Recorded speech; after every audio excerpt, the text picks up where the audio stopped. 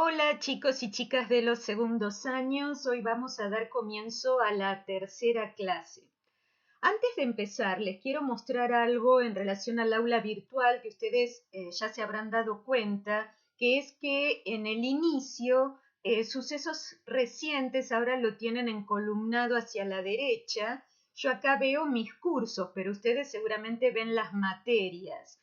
Bueno, les quiero hacer un comentario. Ustedes, por ejemplo, accedieron a esta película, a esta clase, en sitios, en la categoría de sitios. Sería importante que ustedes cambiaran la forma en que se muestran los sitios, porque acá los tienen ordenados de acuerdo al nombre, que es el nombre que yo le puse a cada uno de los links que subí, lo mismo en el caso de archivos. Pero a ustedes les convendría más ordenarlos por más recientes, porque así tienen la fecha y pueden ir abajo y empezar por el primer sitio que yo les subí, por ejemplo, el 27 de marzo. Y si no, si ustedes ya están al día, pueden ver cuál es el último sitio que yo subí, el link que yo subí, y entonces así tienen un orden más adecuado. Lo mismo pasa con el caso de archivos. Ustedes en archivos pueden cambiar la forma de verlo. Por ejemplo, en vez de verlo en listado, lo pueden ver en forma de grilla. Y también pueden, en vez de tenerlos ordenados por el nombre, que la verdad no tiene ninguna importancia, sí es importante tener ordenados los archivos del más reciente poniéndolo en primer lugar. Entonces ustedes dicen, no, esta actividad yo ya la había visto, este archivo ya lo tengo, listo, pasan a otra materia. Y si ven un archivo nuevo, entonces entran. Bueno, vamos a ver el tema justamente de los archivos. Hay chicos que entran primero a archivos, entonces, por ejemplo, se van a encontrar el PowerPoint sobre esta clase y entonces ahí me mandan correo electrónico diciendo, profe, no entiendo de qué se trata esto. Bueno, porque acuérdense que lo más importante es entrar al video explicativo de la clase, ¿sí? Yo por eso en el PowerPoint les pongo este cartel para esos alumnos y alumnas que entran por los archivos en vez de entrar por sitios. Les quiero aclarar que tal vez los archivos yo tenga que irlos eliminando para que haya más espacio en la plataforma. Entonces ustedes, si tienen la posibilidad de descargarlo a una carpeta en una computadora, háganlo. Guárdense los archivos porque en el caso de que yo los tenga que borrar, así no los pierden. En cambio, en el caso de los links no se van a tocar, van a quedar absolutamente todos desde marzo hasta agosto, ¿sí? Otra cosa, felicito a todos los chicos y chicas que ya me mandaron las actividades de Memorias de la Peste y Esto no es la peste negra. Todos los demás chicos recuerden que tienen tiempo hasta fines de mayo para enviarlo y la mayoría cumplió con las consignas, pero en algunos casos aislados no cumplieron con el nombre del archivo. Por favor, es importante que pongan curso y apellido en el nombre del archivo que mandan, porque si no a mí se me pueden traspapelar y después no sé de quién son los trabajos, ¿sí? Y todo ese esfuerzo de ustedes se pierde. Otra cosa importante para recordar o para comentar en este momento es que la nota que yo les voy a devolver por sus trabajos, la única finalidad que tiene es la de guardar un registro interno entre nosotros de cómo están ustedes evolucionando en su aprendizaje a distancia. ¿Estamos? No es que tengan un carácter oficial, porque por lo que nosotros vemos que está ocurriendo en otros países que tuvieron suspensión de clases, las autoridades educativas son las que después van a decidir si este periodo se va a calificar o no, o si simplemente va a figurar en el boletín como aprobado sin nota numérica. Así que vamos a esperar la decisión de las autoridades y en su momento los directivos de la escuela les van a informar a sus familias de dicha resolución. Bueno, ahora vamos a empezar entonces la clase.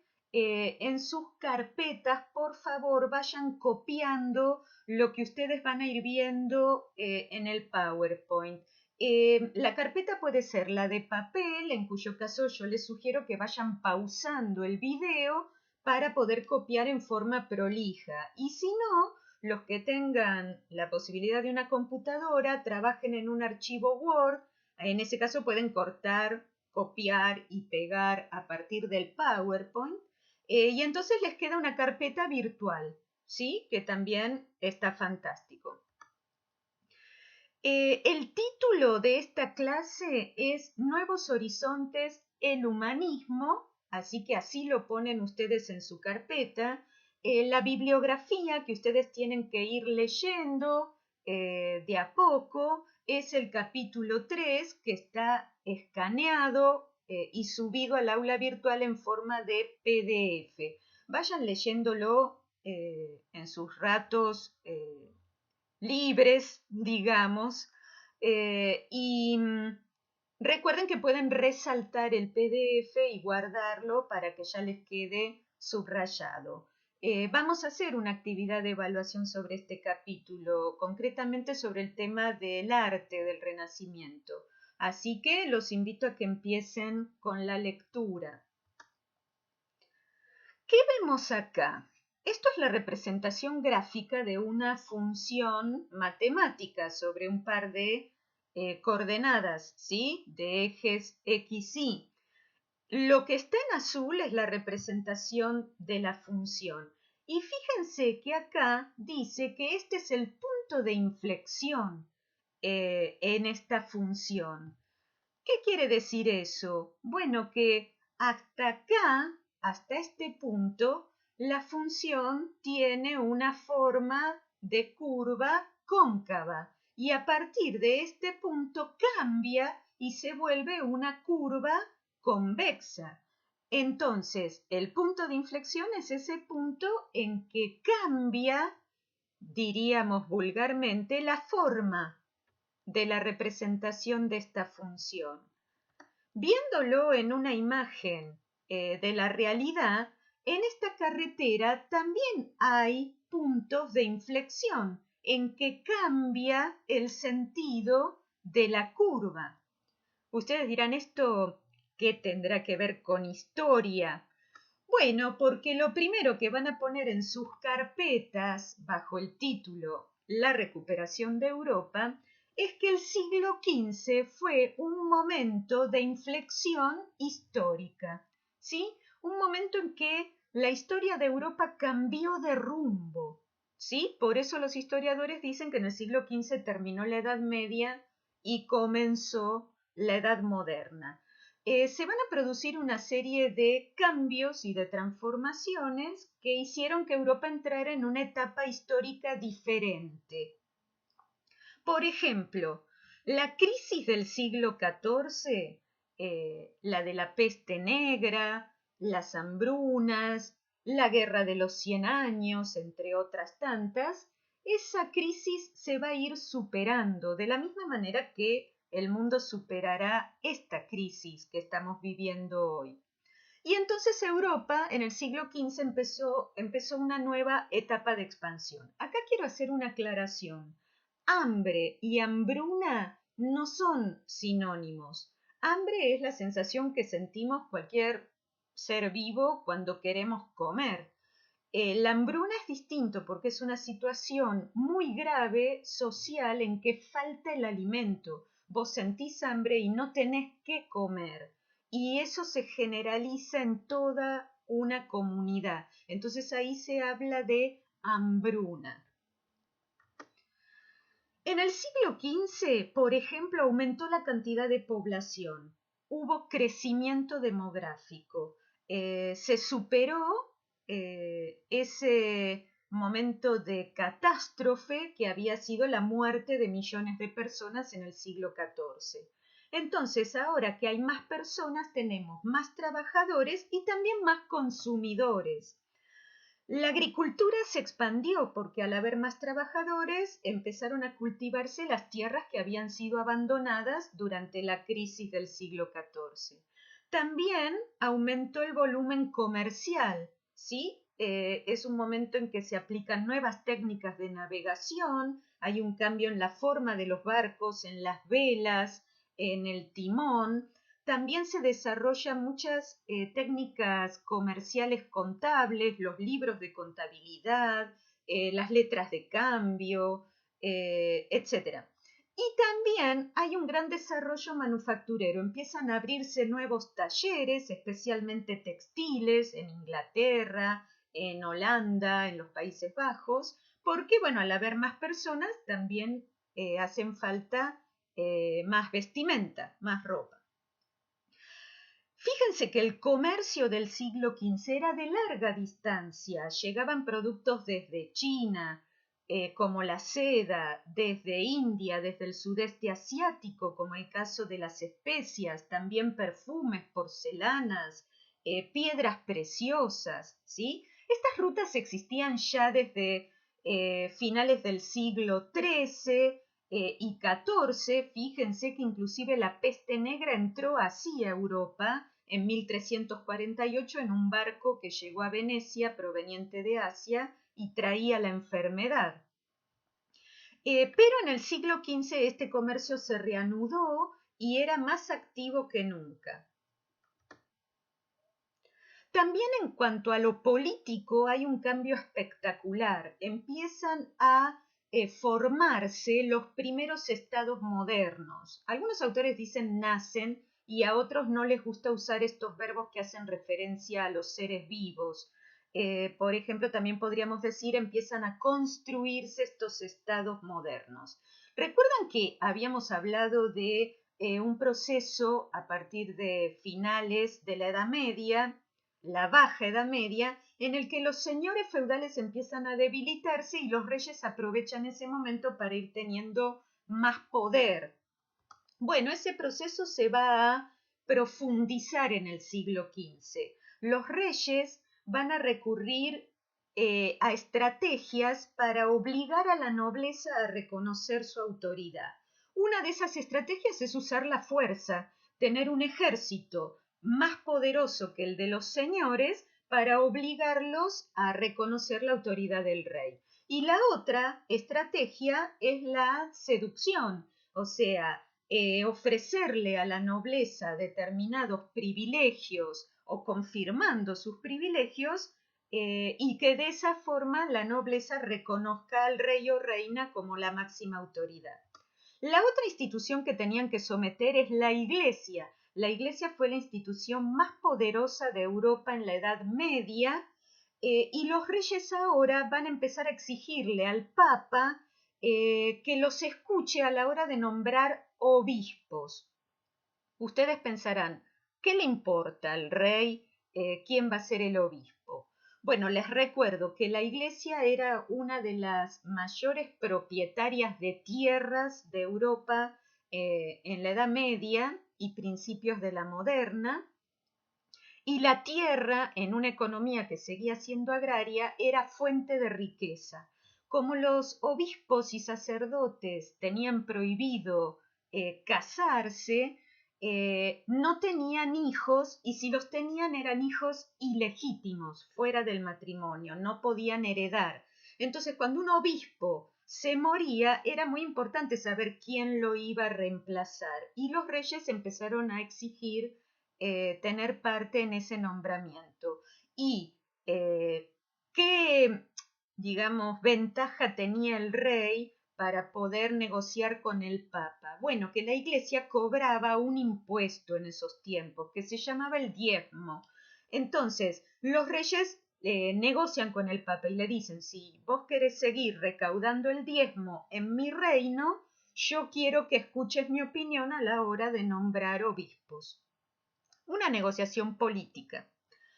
Bueno, ¿qué es esto de usar la fuerza como instrumento para obtener poder político? En el siglo XV se le encuentra un uso a la pólvora que los europeos habían traído del lejano oriente en el siglo XIV, ¿sí? Que son las armas de fuego, pero no son estas las más importantes, porque las armas de mano, como estos mosquetes o los pistolones, disparaban un solo tiro, se tardaba mucho en cargar la pólvora, la bala, no había fósforos ni encendedores, así que se usaban chisperos para detonar. Fíjense, ¿sí?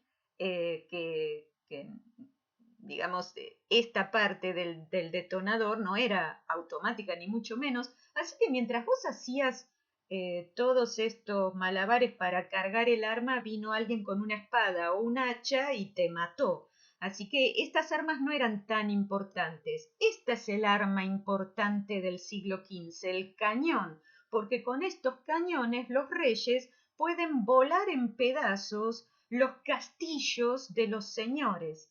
¿Sí? Entonces, este es el arma fundamental que le va a dar mayor poder a los reyes en la Edad Moderna. ¿Qué es un Estado moderno? Acabamos de decir que surgen en el siglo XV, pero ¿qué sería un Estado moderno? Bueno, es el origen de los países de hoy. Es un territorio que está unificado con límites muy marcados y dentro de ese territorio el poder está centralizado en un rey o reina. Acá quiero aclarar qué quiere decir, ven que se los puse acá, centralizar. Quiere decir que todo el poder se ejerce desde un lugar, un centro geográfico. Hoy a ese centro lo llamaríamos la capital de un país, ¿sí? En esa época la capital era la corte, el lugar de residencia de la monarquía, de los nobles y de todos los sirvientes que acompañaban la vida de los reyes, la corte real. Entonces, la principal característica de un Estado moderno es que busca la unidad. Es todo lo contrario de la época del feudalismo, en donde vos tenías como un tablero de ajedrez o un mosaico, todo el territorio dividido en señoríos y en cada señorío gobernaba el señor. Bueno, en un Estado moderno no, hay que buscar unificar el territorio y la ley que se va a cumplir en ese territorio es la que establezca el monarca, ¿sí? Se busca que haya un solo idioma, una sola moneda y en esa moneda la cara del rey o de la reina, como es hasta el día de hoy en los países que tienen monarquía, que si ustedes miran los billetes o monedas está la cara del rey o de la reina.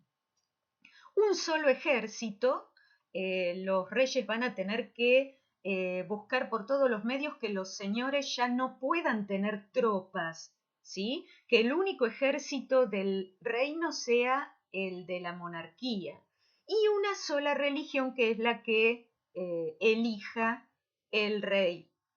Entonces, siguiendo con esta metáfora, si yo tengo que construir un Estado moderno, ¿qué herramientas necesito? Bueno, las que yo les puse acá. Necesito burocracia, ejército, leyes, diplomacia, impuestos. Y acá les aclaré para qué. La burocracia es una palabra que viene de buró, que quiere decir oficina o escritorio, y kratos, cracia, que en griego quiere decir poder, el poder de los papeles del escritorio. La burocracia es el conjunto de todos los funcionarios de la administración que trabajaban para el rey. Hoy lo llamamos administración pública y en esa época era la administración real. El ejército, formado por soldados que le son leales al rey, pero ya no porque haya un pacto de vasallaje. Le son leales porque el rey les paga. Soldado viene de dinero, en italiano, soldi, ¿sí? Necesito leyes, ¿sí? El rey tiene que imponer esta nueva realidad en su reino a través de nuevas leyes y de la justicia real. Necesito la diplomacia, por ejemplo, recuerdan lo que decíamos, el territorio bien delimitado. Los embajadores van a ser los que van a negociar con los reinos vecinos por dónde pasa el límite entre un reino y el otro. Y en general parte de esos acuerdos se sellaban con un matrimonio. Y todo eso lo hacían los embajadores, la diplomacia. Y obviamente hace falta dinero, como hoy, recaudar impuestos, si no el Estado no puede existir. Entonces, el Tesoro Real recaudaba estos impuestos que los reyes gastaban en, por ejemplo, pagarle al ejército, pagarle a la burocracia, comprar armas, etc. Acá tenemos ejemplos de estados que se formaron en el siglo XV y que siguen siendo hasta el día de hoy estados en Europa. Fíjense qué viejos que son. Es el caso de Portugal, que su unificación nacional la consiguió básicamente a través de la navegación, del comercio, de la expansión marítima atlántica. Esa es la expansión que después va a traer a los europeos a América. Francia, con una nueva familia real, la dinastía Valois, que son los que ganaron la guerra de los 100 años, ¿sí? Y eso los hizo muy fuertes. Inglaterra, que también van a ser como Estado nacional en esta época, perdió la guerra de los 100 años contra los franceses. Después de eso tuvo una grave crisis, una guerra civil, la guerra de las dos rosas, y para cuando esa guerra terminó, una nueva familia llegó al trono de Inglaterra, que son los Tudor, la dinastía Tudor. De esa dinastía nosotros vamos a ver los reinados de Enrique VIII y de su hija, la gran reina Isabel I. La que gobierna hoy es Isabel II. Fíjense la cantidad de siglos que pasaron entre una reina y la otra.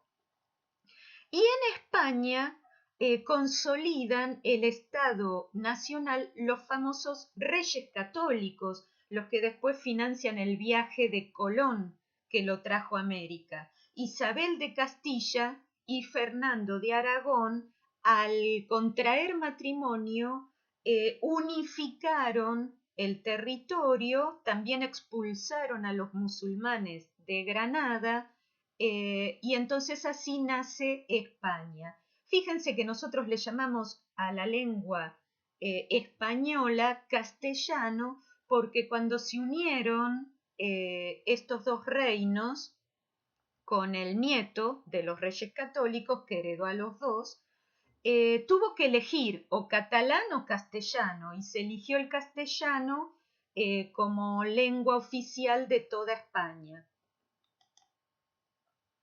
La sociedad del siglo XV es bastante parecida a la de la Baja Edad Media. Sigue siendo estamental. Eso quiere decir que estaba dividida en grupos a los que vos pertenecías por sangre, por nacimiento, y cada uno de esos grupos cumplía una cierta función asociada con el estatus social. Entonces, por ejemplo, ¿qué lugar ocupás vos en la pirámide social? El rey, si está arriba de todo, era el lugar más destacado. El máximo estatus social era el del rey o la reina. Después le seguían en estatus todos los otros títulos de nobleza y también los cargos más altos de la iglesia, como podía ser, por ejemplo, el caso del Papa, y de otros obispos. El Papa es el obispo de Roma. Entonces, fíjense que es muy importante recordar la diferencia entre privilegiados y no privilegiados, ¿sí? Si nosotros vemos esta imagen, no podemos darnos cuenta si corresponde a la nobleza o a una familia burguesa rica. Nosotros lo único que vemos con nuestra mentalidad actual es que debe ser gente de dinero, por cómo están vestidos, porque tienen este perrito que debe comer como 5 personas juntas, entonces para mantenerlo hace falta mucho dinero, por todos los objetos de lujo que los rodean y demás, ¿Por qué? Porque para nosotros que vivimos en una época de clases sociales, lo que marca la diferencia entre las clases es el dinero, el poder adquisitivo. Pero en aquella época no era lo mismo tener dinero y ser burgués que tener dinero y ser noble. ¿Por qué? Porque la sociedad estaba organizada así, de acuerdo a si vos tenías o no privilegios. Los privilegiados eran la nobleza y el clero, y la burguesía, por más rica que fuera, no era privilegiada, entonces su estatus social era inferior a la nobleza. Esta definición que les puse acá de privilegio, por favor apréndansela bien porque vamos a estar hablando del tema de los privilegios de acá hasta diciembre, ¿sí? Porque la Revolución Francesa que vamos a estudiar a fin de año tuvo mucho que ver con la abolición de los privilegios. Entonces, un privilegio es una ventaja que alguien te dio y que solo tenés vos, es una ventaja exclusiva, por eso privilegiados. ¿Cuál era, por ejemplo, el privilegio de la nobleza y el clero? Que los reyes, para conseguir que estas instituciones tan importantes de la sociedad reconocieran su poder, les otorgó el privilegio de no pagar impuestos. Los impuestos los pagaban los burgueses y los campesinos. Entonces, dentro de cada grupo había diferencias entre la nobleza. El estatus más alto lo tenía la nobleza de espada, que eran los descendientes de las antiguas familias de señores feudales. La nobleza de toga era la formada por aquellos burgueses que habían comprado el título de nobleza, ¿sí? ¿Cómo lo compraban? Bueno, por matrimonio, si se casaban con algún noble, o se lo compraban al rey. El rey o la reina son los únicos que te pueden dar un título de nobleza hasta el día de hoy. ¿Sí? La reina o el rey te pueden nombrar caballero o dama. ¿Sí? Solo que hoy no tiene privilegios ese título. En esta época del siglo XV sí.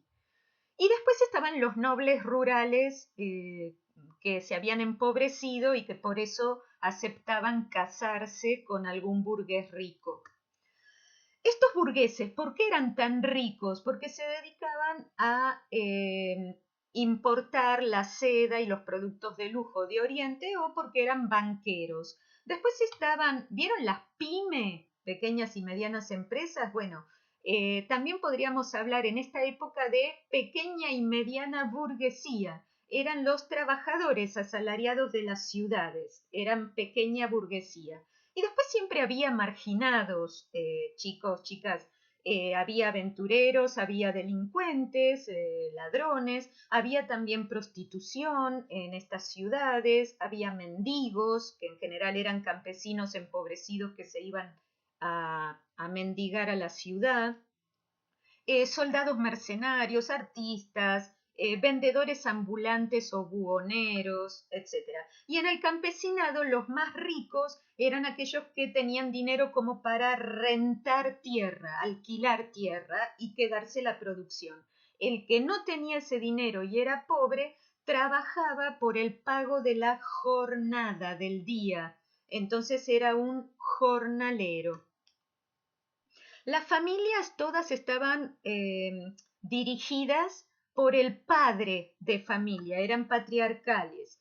Los matrimonios entre los ricos se pactaban desde la infancia, casi desde que nacía, por ejemplo, el bebé de un rey o de una reina, ya se arreglaba el matrimonio, ¿sí? Los pobres no, en general convivían, porque en esa época se pagaba una dote. El padre de la novia tenía que poner dinero para el matrimonio. Entonces los pobres no tenían cómo pagar la dote, entonces no había contrato matrimonial. Lo que tampoco había en esta época era adolescencia. La adolescencia es un concepto del siglo XX. Entonces, vos, a partir del momento en que tu desarrollo biológico te permitía ser madre o ser padre, ya pasabas a ser considerado un adulto. Y entonces la mujer, desde la pubertad, en adelante, su vida básicamente transcurría estando embarazada y teniendo chicos. ¿Por qué? Y porque había mucha mortalidad infantil. Entonces, trataban de tener la mayor cantidad de hijos que pudieran y por ahí de 15 partos, solamente 1 o 2 chicos llegaban a la edad adulta. Pero por influencia del humanismo, a partir del siglo XV hubo algunos cambios importantes. Empezó a dársele mayor valor a la mujer dentro de la sociedad y también a la educación. Por primera vez se empieza a considerar la niñez como una etapa distinta de la adultez. En la Edad Media no existían los niños y niñas. Ustedes dirán que nacían adultos. No, para ellos, por su forma de pensar, los niños y niñas eran adultos chiquitos, adultos pequeñitos, pero pequeñitos de tamaño. Para ellos no había diferencia psicológica de los niños y niñas, ni sabían lo que era la psicología. ¿Estamos? Entonces, en el siglo XV se empieza a mirar a la niñez como una etapa distinta en la que esos chicos tenían que ser educados y se les tenía que empezar a enseñar a leer y a escribir y no verlos como trabajadores, ¿sí? Bueno, acá viene la pregunta, influencia del humanismo. ¿Qué es esto del humanismo? ¿Ven esta imagen en la que, por ejemplo, estas mujeres están siendo quemadas vivas en la hoguera por estos caballeros?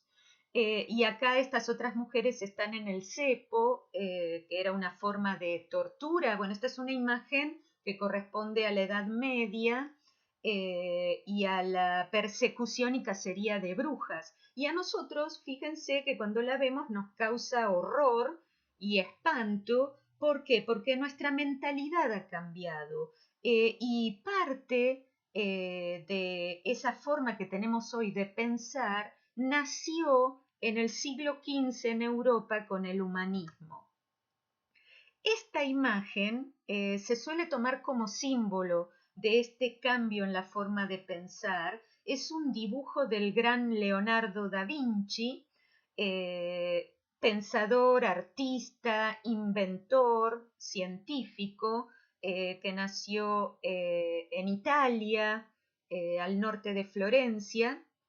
Y este dibujo lo llamamos el hombre de Vitruvio, ¿sí? Fíjense que acá hay un cuerpo humano desnudo que está en distintas posturas, pero que queda como inscripto dentro de figuras geométricas. Hay una relación entre la anatomía y la matemática. ¿Que a qué se debe? Bueno, a que hubo un arquitecto de la antigua Roma llamado Vitruvio que estudió la relación que hay entre la matemática y las proporciones en las medidas del cuerpo humano. Entonces Leonardo toma el texto de Vitruvio y lo dibuja, ¿sí? Entonces acá yo les dejo el link, si a alguien le interesa este tema, de dónde saqué yo esta información y esta imagen, y después lo pueden tratar de descifrar. Fíjense que acá tenemos una imagen de una propaganda de una serie de ciencia ficción de HBO que se llama Westworld, el mundo del oeste.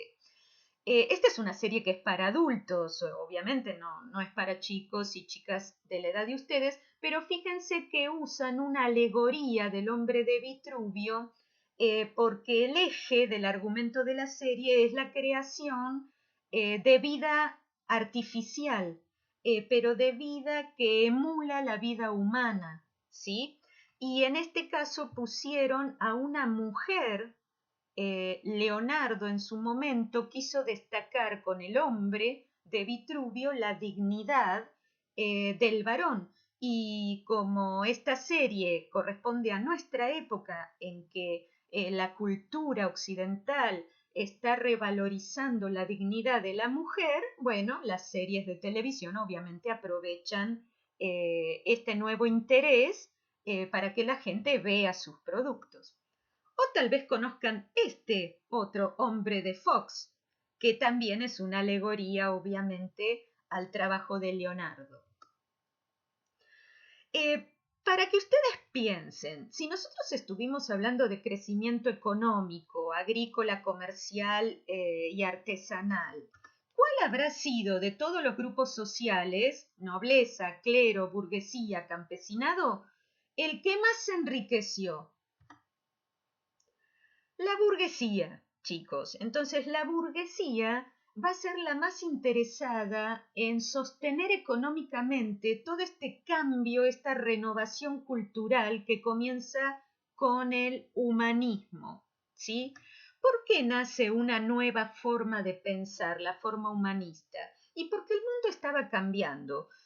Cuando el mundo cambia, o vos cambiás tu forma de pensar, o entonces dejas de entender el mundo.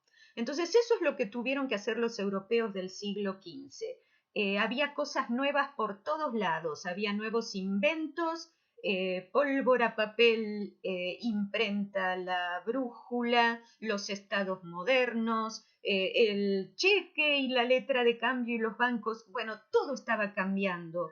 Inclusive por ahí había un científico diciendo, ¿saben qué? La Tierra no está quieta, la Tierra se mueve alrededor del Sol. Entonces, fíjense que era un cambio impresionante y entonces se tuvieron que adaptar.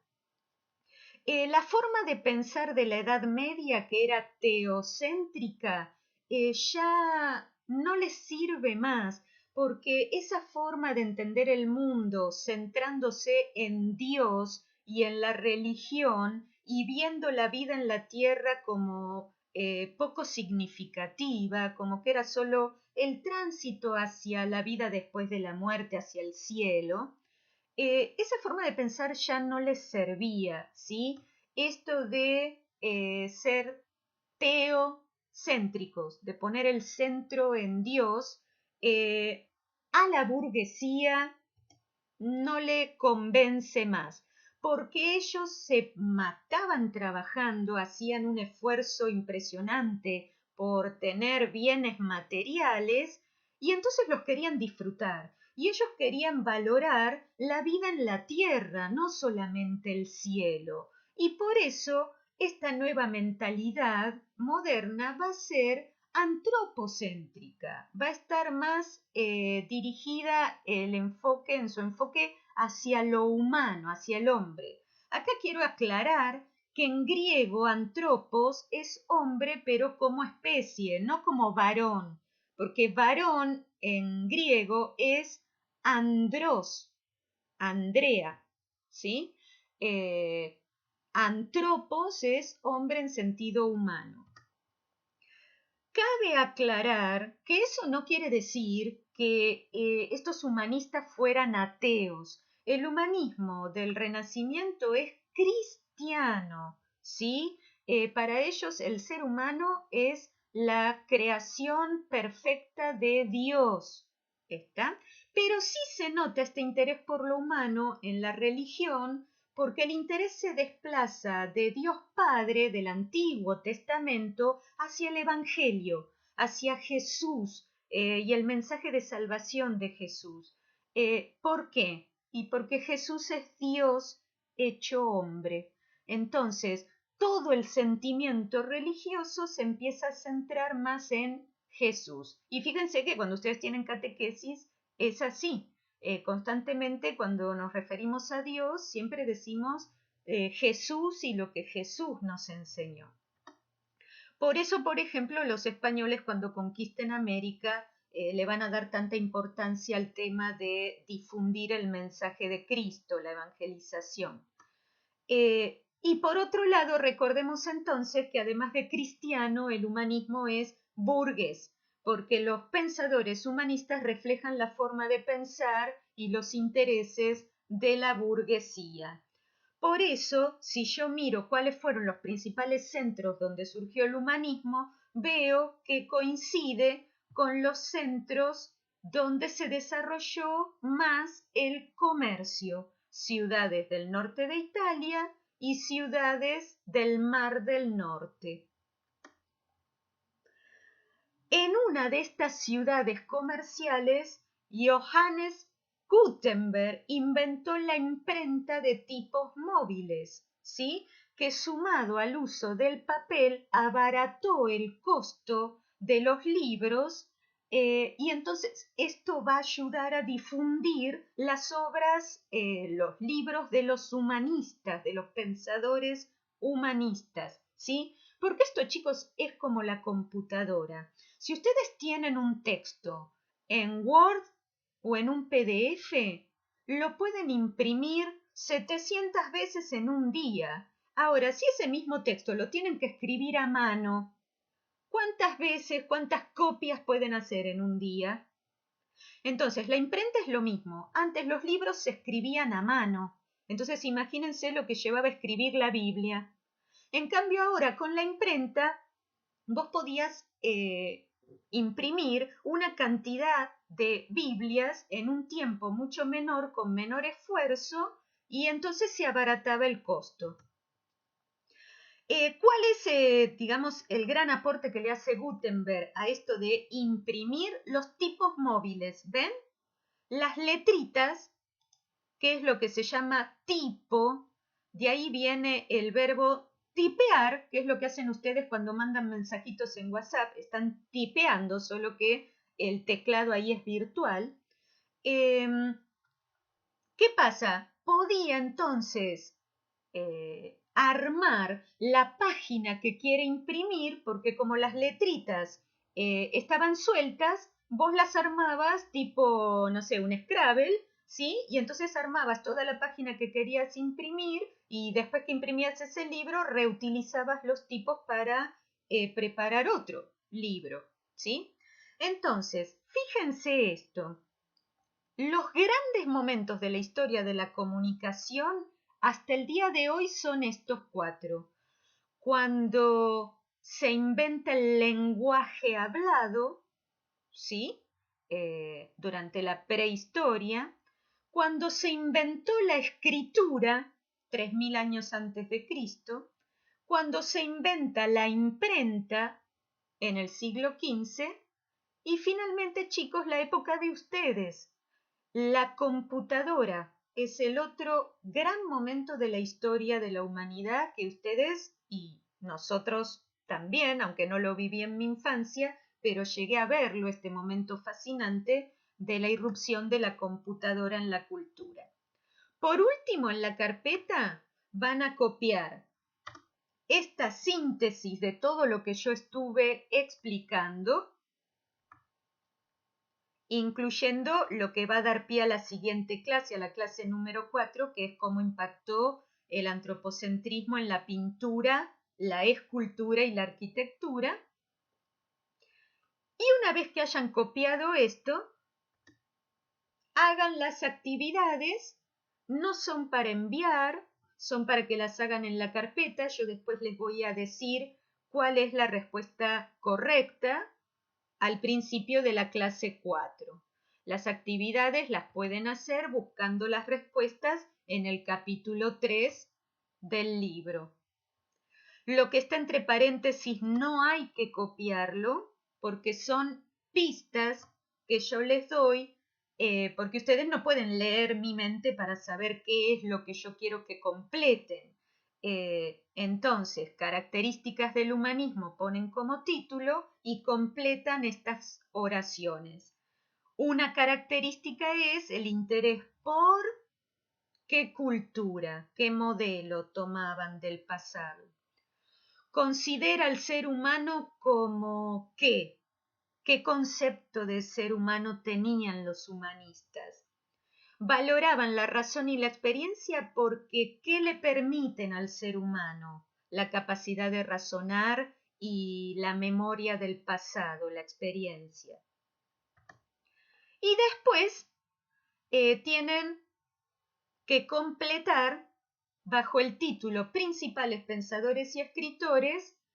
El Príncipe es el nombre de una obra de qué autor. ponen el nombre. Después completan con los nombres y apellidos de los 3 poetas florentinos que se consideran los primeros humanistas. Después, Desiderio Erasmo de Rotterdam escribió muchas obras, elijan una y pónganla. Utopía es un libro de Tomás Moro. ¿Y qué lugar describe Tomás Moro en su obra Utopía? Nicolás Copérnico difundió una teoría que cambió la forma de entender el universo. ¿Cuál es? ¿Y quién fue el primer médico que escribió un tratado de anatomía? Ponen el nombre. Bueno, chicos, con esto damos por terminada la clase 3. Recuerden que pueden mandarme correos para preguntarme lo que quieran sobre esta clase y sobre las actividades que tienen que hacer. Espero que no se hayan aburrido demasiado y los felicito y las felicito a todos los que están prestando atención y cumpliendo con esta y con todas las clases que les estamos subiendo los profesores. Un beso muy grande, chicos. Hasta luego.